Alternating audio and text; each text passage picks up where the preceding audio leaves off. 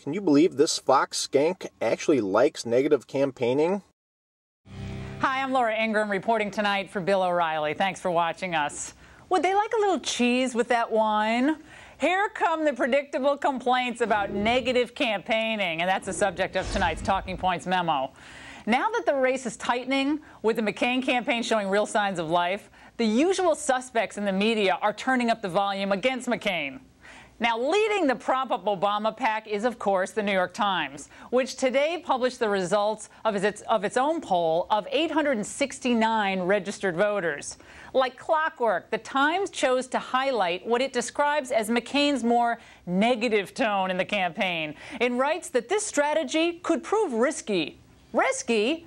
Because according to this survey, Obama's favorability ratings remain slightly higher than McCain's. Well, what about the fact that despite Obama's huge money advantage, McCain now has real momentum? Let's face it, Obama has had a rough month. Every presidential election season, when the Republican candidate gets tough and the Democratic candidate starts to look vulnerable, the left starts whining about negative campaigning. On television chat shows, we hear high-minded blowhards demanding a more civilized debate that addresses the real issues.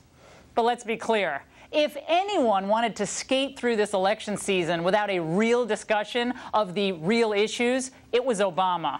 It was Obama who turned down the chance to have several town hall meetings with John McCain. And presumably real issues would have been discussed. Yet Obama prefers events where he can speak in these broad generalities of hope and change and sunshine, as he did in Berlin, to cheers and accolades. Democrats keep doing what has failed them in the past. Complaining about negative campaigning always makes them look weak, always. If you can't stand the heat, get out of the race. Weeks have passed now since that Paris Hilton Britney Spears ad came out, yet Barack Obama is still bringing it up in speeches. This just shows that it's working. You would think that by now Democrats who understand that they make zero headway with swing voters by going on and on and on about negative ads, but they don't learn. What works with the voters is not wailing about the Republican attack machine. What works is presenting them with a real plan to keep America strong and help our economy grow. And that's the memo. And now on to the top story, patriotism front and center in the presidential race.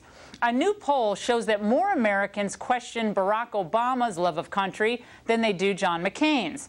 And the candidates are trading some heated barbs on the issue. One of the things that we have to change in this country is the idea that people can't disagree without challenging each other's character or their patriotism. Let me be clear. I will let no one question my love of this country. You know, yesterday, Senator Obama got a little testy on this issue. He said, I'm questioning his patriotism. Let me be very clear. I am not questioning his patriotism. I am questioning his judgment. Now here's the best part. 2 conservative tools versus 1 liberal tool. Yeah, that's fair and balanced for you. And joining us now from Philadelphia is Fox News contributor Dr. Mark Lamont Hill. And here in Washington is Mary Catherine Ham, online editor for the D.C. Examiner. Dr. Hill and Mary Catherine, great to see you both. Thanks for having us. Pleasure.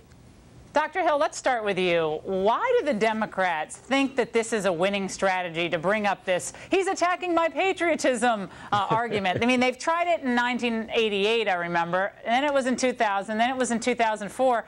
I don't think it persuades one Midwest voter in an economically distressed area that, gosh, we got to look at that Barack Obama again. He's complaining about patriotism. I don't get it. I'll tell you, I don't think the American voters want anyone to whine or complain. They don't want to hear Barack Obama complain about not getting enough media attention. What they want is issues. I think one difference, though, between Barack Obama and what John Kerry did is John Kerry remained in a defensive posture, always responding to Republican attacks. But